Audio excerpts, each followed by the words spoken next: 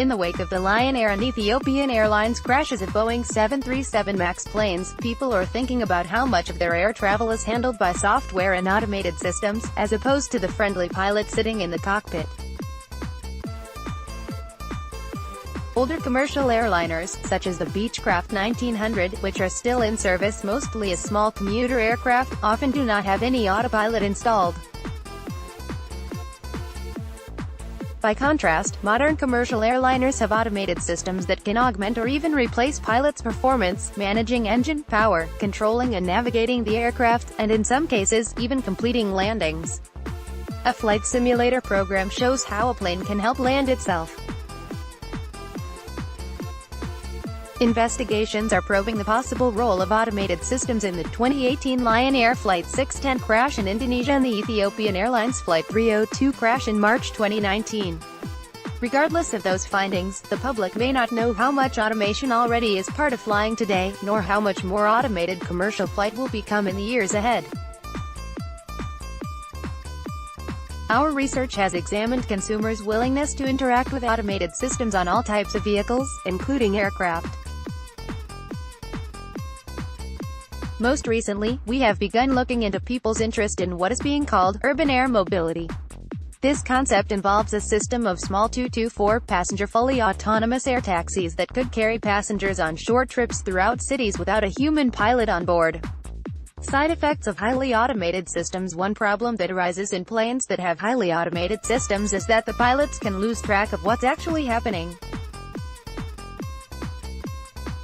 This is presumably what happened in 2009 when Air France Flight 447 crashed in the Atlantic Ocean on its way from Rio de Janeiro to Paris. Airspeed sensors failed, causing the autopilot to turn itself off, but the pilots weren't able to figure out what was happening or how to recover. Some experts also believe that a pilot's lack of awareness was a factor in the 2009 crash of Colgan Air Flight 3407 outside Buffalo, New York.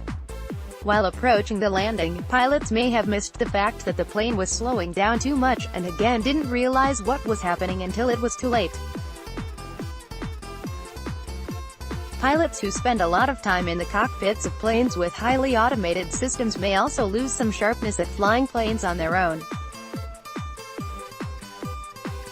The average pilot of a Boeing or Airbus commercial plane manually flies the plane for between 3 and 6 minutes of the whole flight, mostly around takeoff, the initial climb to about 1,500 feet, and then landing.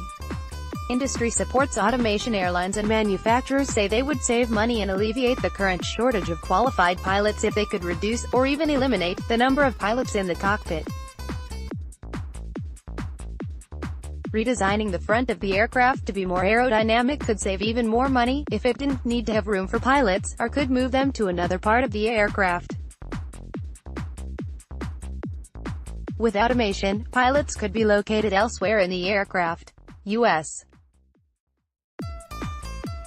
Patent and Trademark Office. Several companies are developing fully autonomous aircraft, including Amazon and UPS, which want to use them for deliveries. Boeing and Airbus are designing self-flying air taxis, which would be used for flights of about 30 minutes and carry between 2 and 4 passengers, and have tested prototypes. A company called Volocopter has been testing autonomous air taxis in Germany since 2016 and plans to conduct test flights in downtown Singapore this year.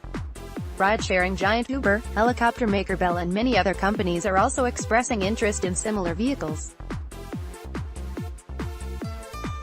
Consumer willingness to fly in autonomous aircraft. No matter how far industry progress goes, the key to autonomous flight will be its customers. We have been among the scholars who have studied how willing people are to fly in self-piloting aircraft. Most of the results suggest that consumers don't know how much of aviation is already automated. Survey participants tend to think pilots fly manually much more than they actually do. In a study we conducted in 2014, people were much more willing to fly in planes with a human pilot in the cockpit, and quite unwilling to fly with either a human flying the plane remotely or aboard a fully autonomous plane. Of course, some consumers are willing to fly in fully autonomous aircraft. In a larger study in 2018, just under 30% of U.S.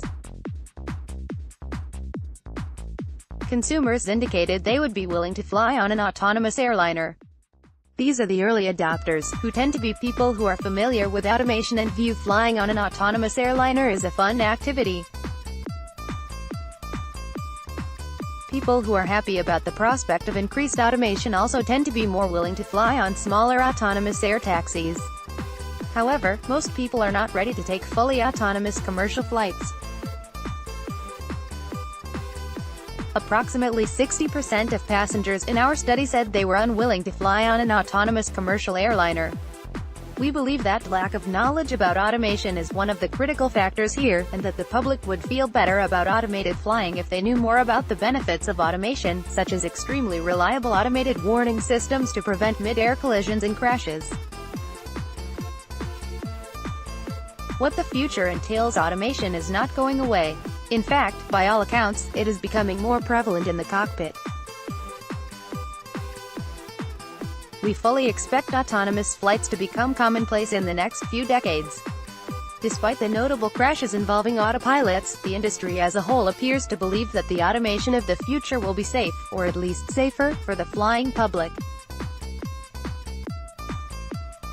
Human error remains the most common cause of aircraft accidents, and people are prone to make the same mistakes again.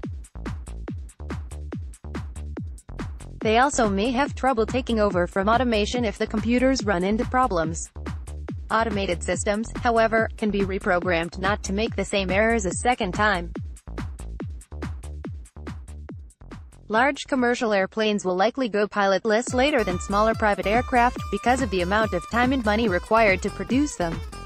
But smaller air taxis simply are not economically viable if they require a human pilot on board. As aviation automation engineering and technology continues to advance toward full automation, companies and customers alike will need to evaluate the risks and benefits, financially, in terms of safety, and emotionally. Stephen Rice, Associate Professor of Human Factors, Embry-Riddle Aeronautical University, and Scott Winter, Assistant Professor of Graduate Studies, Embry-Riddle Aeronautical University. This article is republished from The Conversation under a Creative Commons license.